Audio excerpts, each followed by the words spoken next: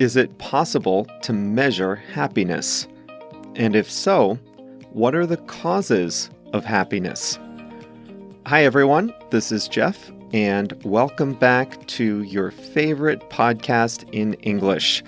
This is episode 179 of Plain English, and all the resources for this episode, and I mean all the resources for this episode, are available at plainenglish.com/179.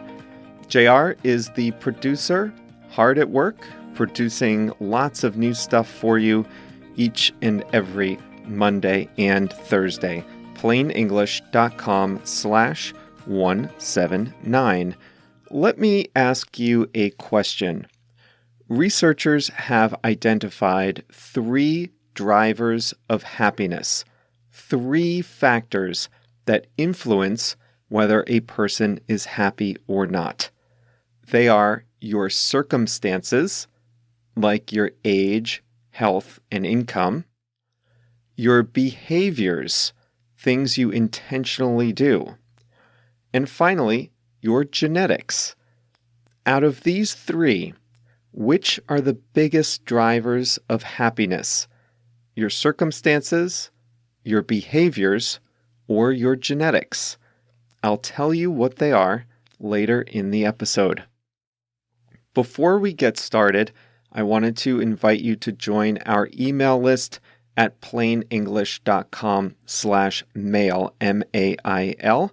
By joining our email list, you'll get extra study resources with every episode, an additional explanation of a word that we used in the show, plus links to articles about the main topic in English.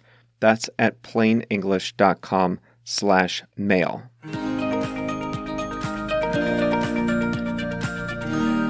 If you can measure something, you can study it. But how can you measure happiness? We have thousands of ways to measure the economy and wealth.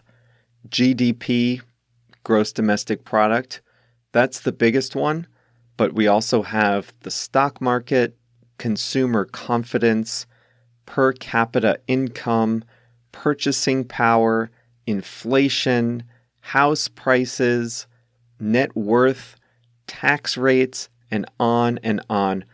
We have thousands, if not tens of thousands of ways of measuring our well-being economically. Are there any good equivalents for happiness, which is arguably much more important? Here's a hint. No, there aren't. Over the years, scientists have tried to come up with good, objective ways to measure whether people are happy. I'm a very quantitative person, so I'm always looking for an objective, quantifiable way to measure happiness. So some of these ideas appeal to me. I'll tell you what some of the ideas are. First up, biological factors. Is it possible that there's something in the hormones of happy people? Do our bodies produce chemicals when we're happy? Depression has been linked to low levels of serotonin. Is it possible that there's a similar biological marker for happiness? Unfortunately not.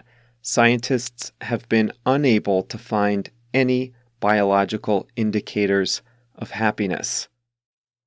Next up, is there anything about our behavior that gives away our level of happiness? You may have heard of studies that look at micro movements on your face, where the tiniest involuntary movements of muscles can give away your emotions. Scientists have studied everything. How long it takes to react to an image, how much you blink, everything, without much luck. Happiness, after all, isn't a moment-by-moment emotion. It's more a state of being. So with that in mind, Do happier people smile more, laugh more, or use more emojis in their texting? Unfortunately, again, no rock-solid evidence exists about behavioral factors either. Here's an interesting approach. What if you asked another person? So if you're studying JR, for example, you could ask his friend Nora, who sees him every day. This unfortunately doesn't work since happiness is a very internal thing. People may give the impression of being happy while not being satisfied inside. So this type of study is only useful on studies of children where their parents are the ones being asked. So that leaves us with only one way to measure happiness. If you're a quantitative, left-brained person like me, then you're not going to like it. The answer is self-reporting.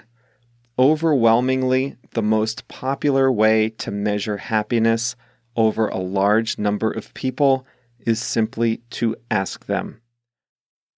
I have always thought that this was a very strange way of doing it. If you ask two people, how many hours of sleep do you get each night?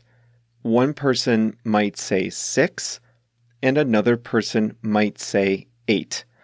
You can say that the second person definitely gets more sleep. But with happiness, there is no objective frame of reference. For example, if I ask two people, on a scale of 1 to 10, how satisfied are you with your life? One person might answer 6, and another person might answer 8, but there's no common definition of what 6 on a scale of 10 in happiness means. Can we really conclude that the person who answers 6 is less happy? Ordinarily, as a fairly quantitative person, this would bother me. People are throwing out numbers on a scale, but everyone's scale means something different. It's all very personal. But the more I thought about it, the more comfortable I got with this idea. Happiness is a very personal thing. It's a subjective feeling. And the subjective feeling, that's what we're trying to measure. And besides, this is the only game in town. If self-reports are the only option, then we have to live with self-reports. And psychologists have developed some standard surveys so they can be compared across time and across cultures. So now for the good stuff. What makes people happy? At the beginning of the episode, I asked you to think about these 3 big causes of happiness: your genetics, your circumstances, or your intent. Your intent is all the things under your control. Your circumstances are things like your age, social status, health, and income, and your genetics are, well, a gift from your parents. Statistically speaking, your level of happiness is comprised 50% by your genetics, 10% by your circumstances, and 40% by your intentions, your intentional behavior.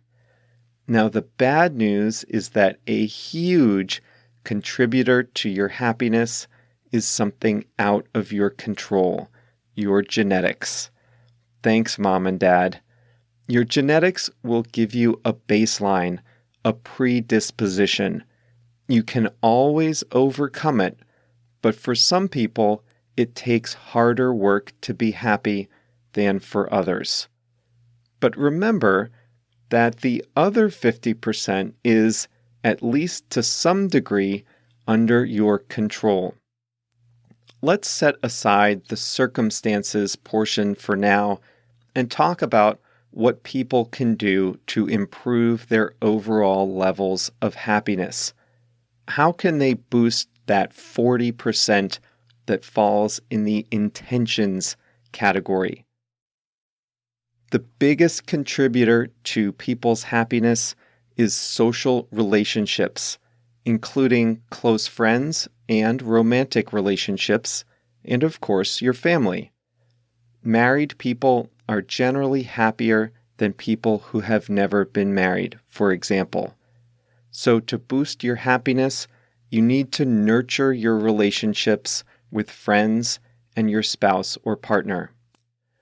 You can also gain happiness with exercise, being in nature, adding a variety of experiences to your life.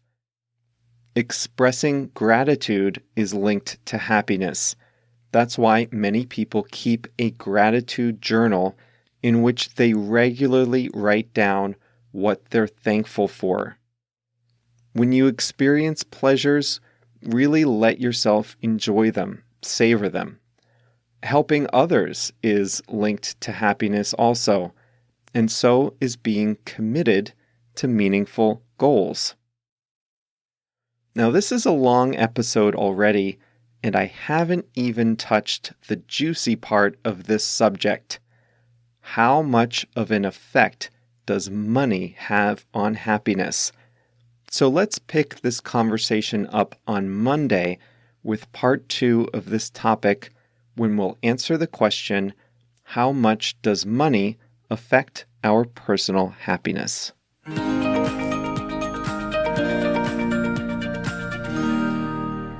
Today I want to say hi to Jean-Paul from Bogota, Colombia. He runs his own company and is hoping to emigrate to Canada someday, so he's learning English right alongside all of you. I also want to say hello to William in Singapore, who's already a great writer in English, published writer. He's got some blog posts out there. And Alexin from Brazil, who enjoyed the João Gilberto episode. Also want to say hi to Parsa from Iran, who's studying for the TOEFL and is hoping to study in the United States. And thanks to all of you. I can't mention everyone in an episode, but thanks to all of you who have sent me messages on WhatsApp. If you would like to send me a note on there, you can find us at plainenglish.com/WhatsApp. Today's phrasal verb is give away. Now wait, you might be thinking, that's easy, I got that one. Give away means to give something for free. Like if they're giving away free ice cream cones in the kitchen at work, you'll want to get one. And actually, speaking of happiness, if someone gives you a free ice cream cone, that's probably highly correlated with at least short-term happiness, right? But that's not the definition of give away that we're talking about today. To give away is to reveal a secret unintentionally. Here's how you heard it. I wanted to know, is there something in our behavior that gives away our happiness level?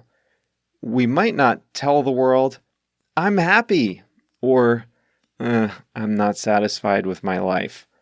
We won't say that out loud.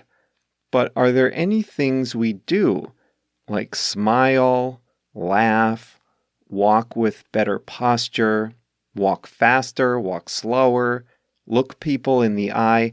Is there any part of our behavior that could give away our true level of happiness? Is there anything we do that would reveal, unintentionally, our happiness level? Well, as you heard, there really isn't. But often, our facial expressions can give away our true emotions. Your face might show your surprise, or disappointment or sadness, even if you didn't want to show those emotions. Your facial expression could give away what you were really thinking. It could unintentionally reveal your emotions. Let's say it's your birthday on Saturday, a big one, like you're turning 30, and your friends start acting mysteriously a few days ahead of time. Like you ask, hey, what are you up to this weekend? And they kind of avoid the question. And then that morning, your spouse starts acting really strange, like trying to get you to go in the car and go somewhere you don't normally go. Well, if they're not careful, they might give away the secret that they're all planning a surprise party for you. Nobody wants to be the one to give away the secret, but they need the plan to fall into place. Nobody wants to unintentionally reveal the secret, the surprise party. I've been doing some research about online English classes lately, and while I'm doing that research, I'm trying to put myself in the shoes of a person shopping for such a course. How do you know if an online English course is going to be any good? Believe it or not, I have read English course descriptions with some pretty bad English grammar in the description of the class. And to me, that right there gives away the fact that the course isn't very good. The bad grammar is a giveaway. Sometimes you might say a dead giveaway if it's really obvious. Using bad English grammar to describe an English course, that's a dead giveaway that you don't want to buy that course. If someone emails you from an AOL.com email address, that's a giveaway that the person is not very sophisticated technologically. Now, the sad part is, a lot of you might not understand that joke. For a long time, AOL was the internet equivalent of the sandbox. It was an internet provider that spoon-fed users some information, but it didn't even have a standard web browser built in. So anyone who had an AOL email address was like at the kids' table of the internet. Now, if someone has an AOL email address, it's probably vintage. So I just looked at the list of subscribers to our email list, and there are 6 people with an email address from AOL. So for you 6, I beg your forgiveness. Obviously, I know now even AOL customers use the regular internet, but I just couldn't resist that example. I used to be on AOL way, way back, so maybe I shouldn't be talking. Okay, before I get myself in any more trouble, let's switch gears and introduce the song of the week. The song is nominated by me, and I nominated it because it has to do with our subject of the day. It's a famous song in English, an old one, first recorded by the jazz musician Louis Armstrong. There are lots of covers of it. Rod Stewart had one with Stevie Wonder. Eva Cassidy sang a nice version of it. You'll probably recognize it if you listen to it on Spotify. Almost any version you hear, the lyrics are slow and easy to understand. And this goes well with today's episode. So the song of the week is What a Wonderful World by Louis Armstrong. The song describes a series of very simple, everyday pleasures. Beautiful flowers, trees in bloom, friends greeting each other, kids growing up, things like that. And the emotion he describes is that he thinks to himself, what a wonderful world. And that goes with one of our themes today, which is a driver of happiness is to savor the small pleasures in life. Enjoy the good moments. Don't rush through them. So, What a Wonderful World by Louis Armstrong is the song of the week. So that's it for today. What a wonderful audience you guys are. Not a day goes by in which I don't think about all of you, each one at a different spot in your journey learning English, but all together here for 20 minutes at a time. That's just great. Remember, the next episode is all about happiness and money.